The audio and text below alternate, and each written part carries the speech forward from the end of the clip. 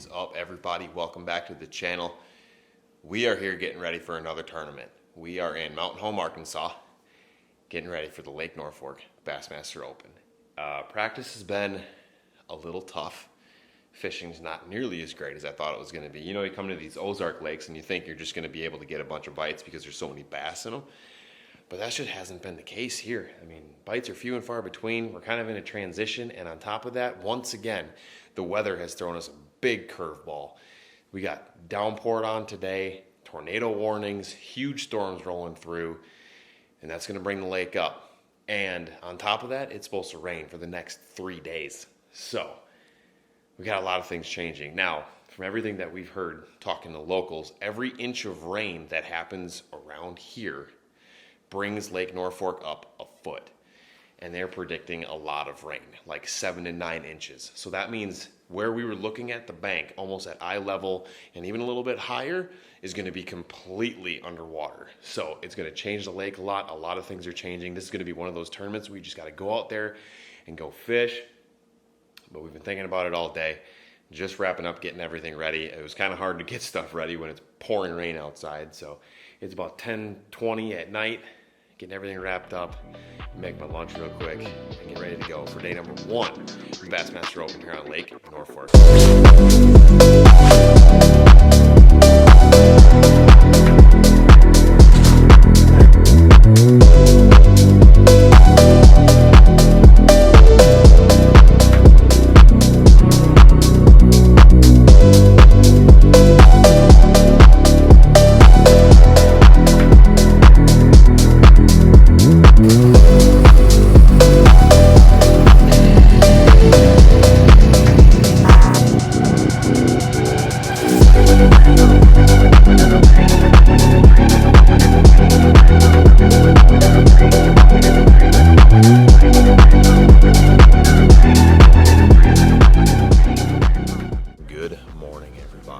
Start of day 1 in Lake Norfork.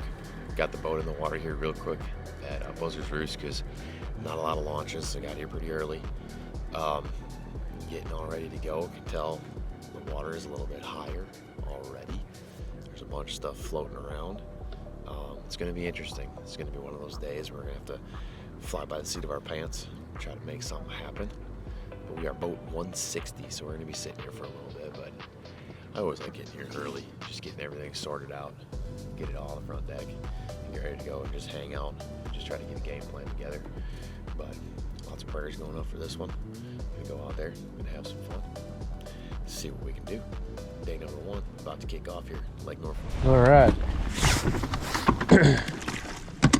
One camera's not working, and it's about to downpour on us. Those are not bass. Those are white bass. Lots and lots of whites. We gotta get more towards the back, I think. This water's actually still fairly clean back here. And now it gets muddy. Bait balls everywhere. Might just have to knock them in the head with it, get them to eat it. Yep, big lightning bolt. Maybe they got sucked to the bank. That might just be the case, honestly. We're gonna have to get up skinny with them.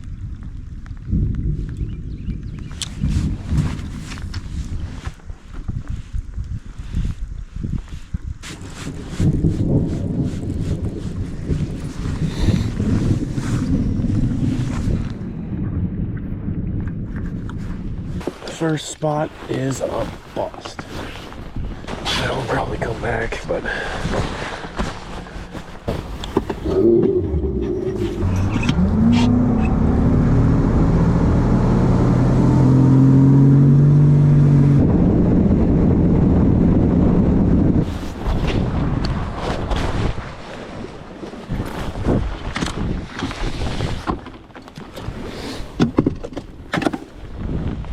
feel the temp almost dropping.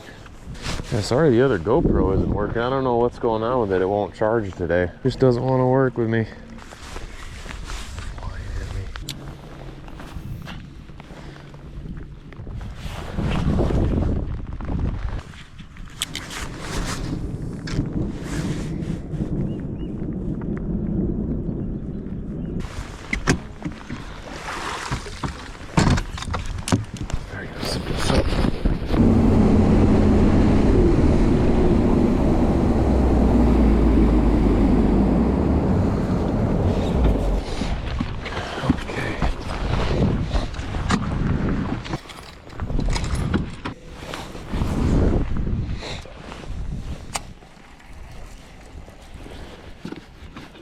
Still waiting on that first bite. It's one of those days where you're just gonna have to fish around.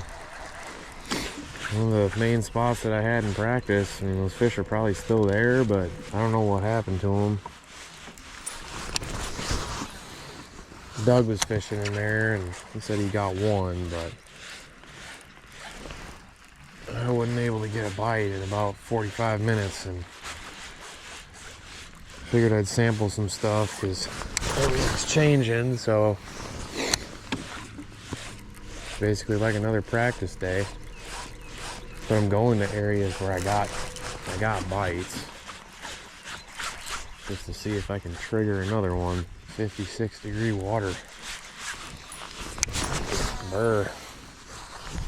Cold rain. I guess I can try my rock crawler, but the water's a lot muddier than it was.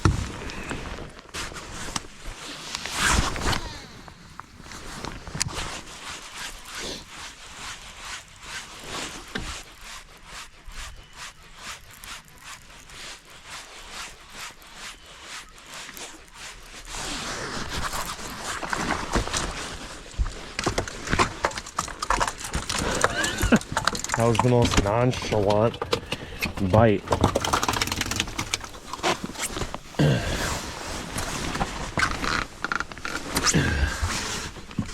Gotta be 13 inches. Oh, that's a 14-incher. That's number one, baby. Oh my. 165. That's a start. Thank you, Lord. Numero uno.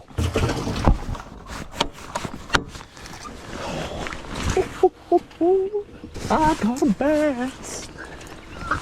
We're not gonna zero. Knew it.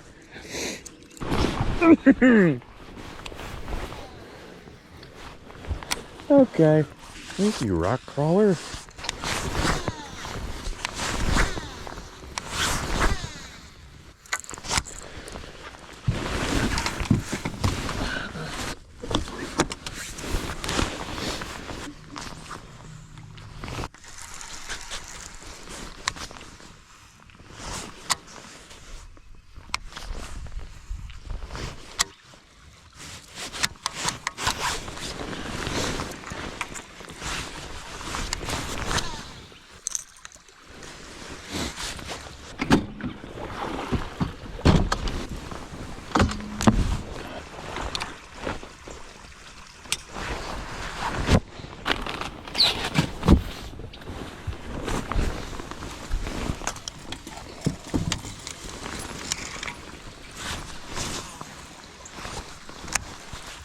I don't know what it was, but it certainly did look like a bass.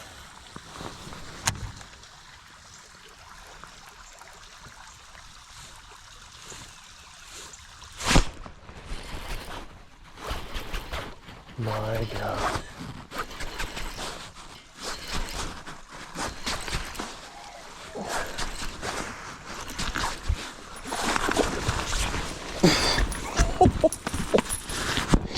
Oh my gosh, thank you, Lord.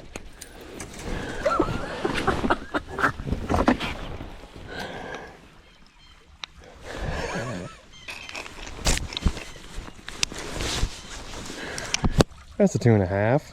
2.5, baby. Gosh, I love that.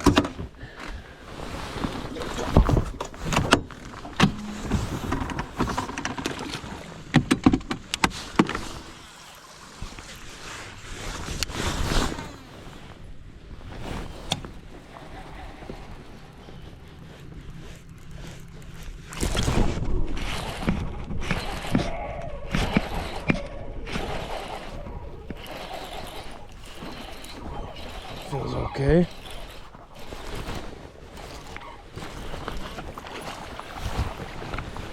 That's a keeper. That's probably a keeper. Oh yeah. That's 3. Slow and steady. I'm just letting God guide me on this one, man. I'm just rolling with it. Let's start with a limit and build from there. We get 2 4-pounders in our bag right now. We're sitting pretty damn good. So screw picking up the trolling motor. Just keep grinding, keep going. Just need a bigger one. Just need a couple bigger ones. This was a last minute change. This morning I tied this on at the boat ramp, right as they started calling numbers. Thank you, Lord. I'm gonna shoot over to the other side here. This is starting to taper. You can see the bank starting to taper off a little bit. I think when this water comes up and it fluctuates as much as it does here, they like sitting on them steeper banks because they'll just rise with it.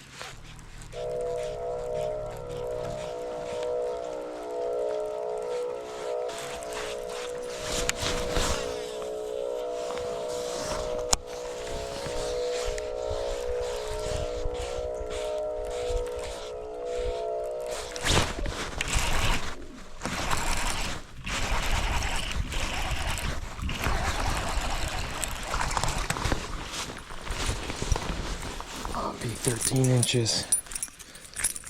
I think he's gonna be a little short.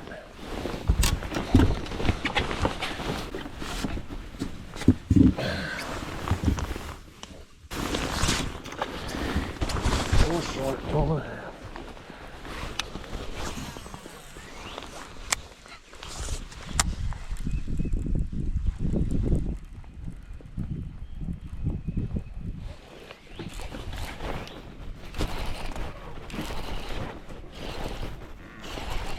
That one feels better.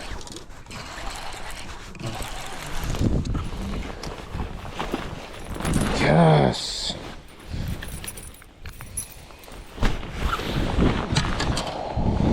Oh, yes. Big old hole in this one. 179. Maybe one more. That poor fish is beat up.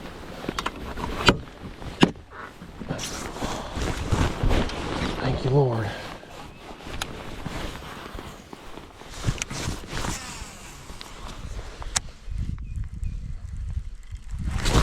There it is.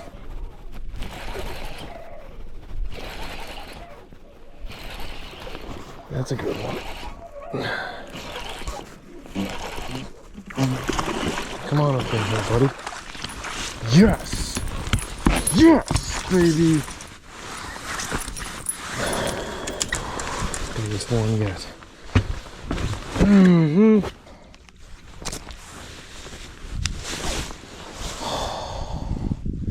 3-pounder. Yes. Thank you, Lord. That's a limit, buddy. That's a limit right there. Yes!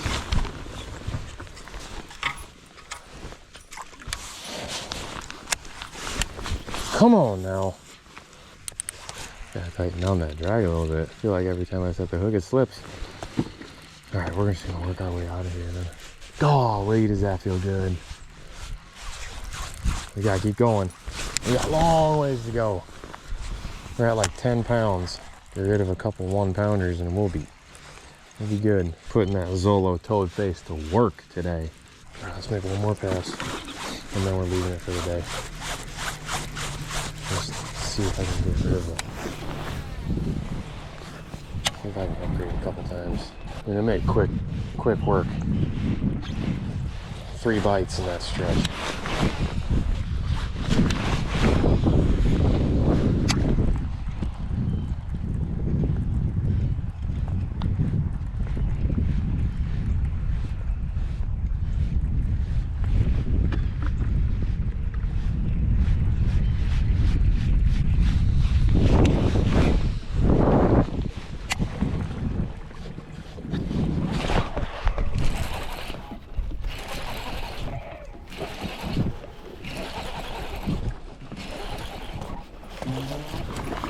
That was cold.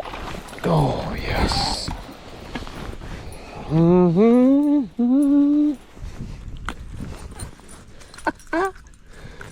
Spinner bait. In the face. Boom. Number one.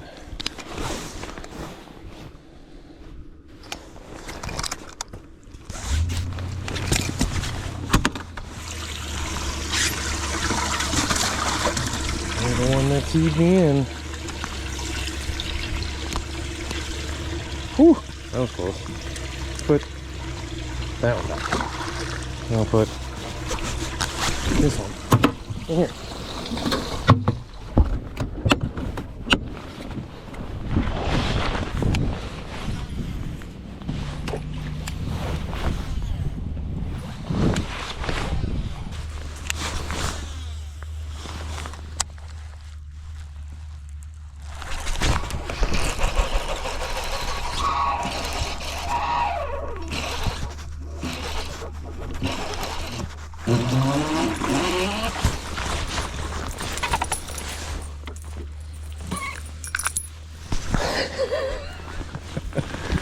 I don't think this one's gonna help.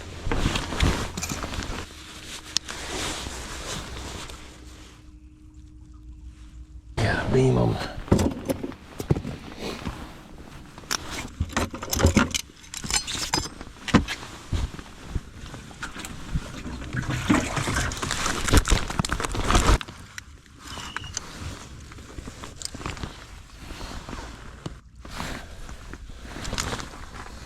Six stays.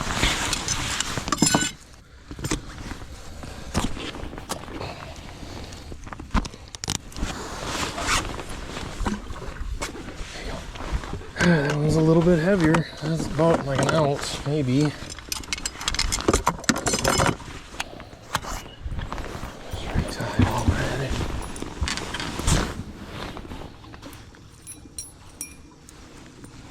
That one bit it and came screaming at me. Gosh, I love bass fishing, man. We still need another 3-pounder. We get another 3-pounder, we're gonna be sitting real good. We're,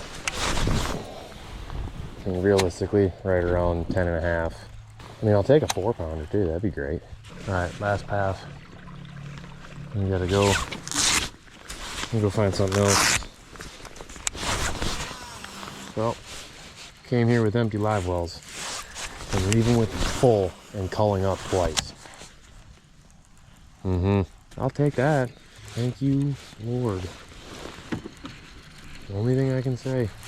One more cast. We're out of here. And I'll find something else to fish kind of like this.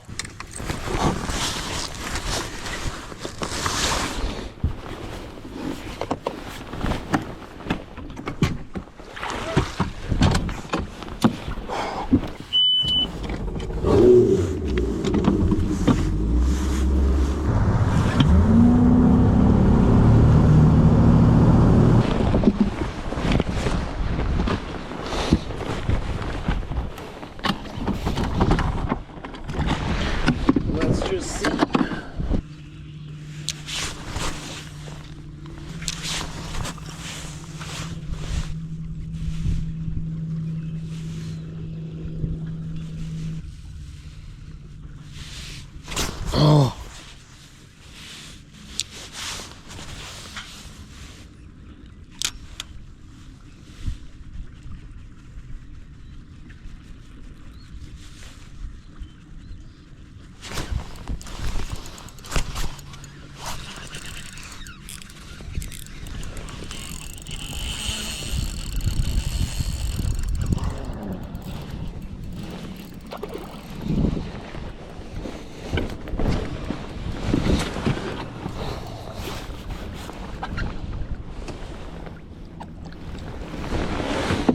Thank you, Lord.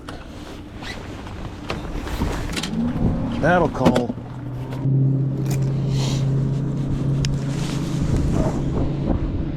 That'll call big time.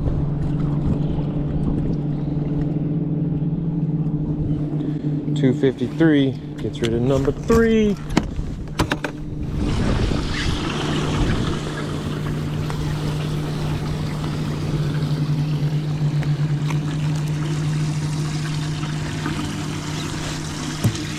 trade right there. Thanks for playing.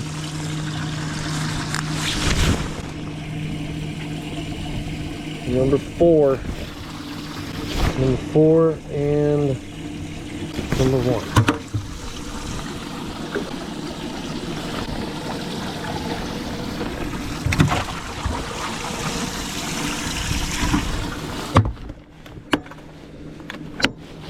Okay. Little upgrades. Thank you, Lord. I wasn't even gonna come here. Didn't want to come in here. Saw 4 of them swimming out from under that dock, and it pitched over there, and the one on the bottom came up and smoked it. No, it's not a minnow. It is the Missile Baits Ned Bomb and the Owner Range Roller Head. This is a lethal pinging bait when they're being stubborn. All right, guys, not setting up the GoPro to bag these fish, but I do have 5, probably around 11 pounds or so. Decent day, not a great day, but I'm pretty happy with it considering the conditions, and had to adjust and make a bunch of moves just to figure out how to get a bite. So we ran around, burned a bunch of gas, ran this Bass Cat Mercury all over the lake, saw the dam, saw the upper end, saw it all. So tomorrow we're gonna dial it in a little bit more and be a little more consistent and a little more methodical for what we're gonna do, because I found those fish in a pretty small area and I didn't want to burn it completely, even though things are going to change. But I feel like those fish are just going to keep pulling up there, so I didn't want to mess with them too much. Let's get these fish in the bag. We're going to go weigh them. What a strange tournament that was. So they decided to cancel the second day because of the severe conditions that we were having with weather, rising water. So we got canceled on the second day of competition. Pretty much right away in the morning. I was in the water rigging up rods and everything, and they decided to cancel it because of severe storms, and it was insane. I mean, the weather, the storms were really bad, so good call on their part.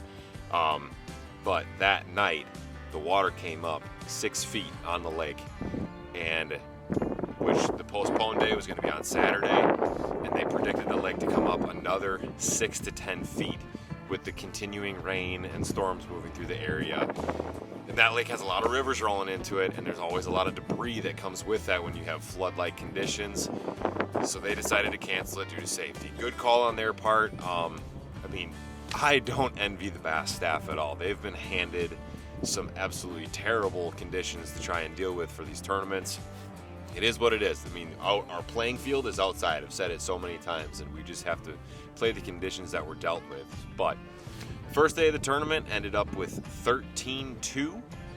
Wasn't too bad. I mean, but I left a lot of room there. I left those fish biting. So what I found them on was a channel swing bank, deep water close by.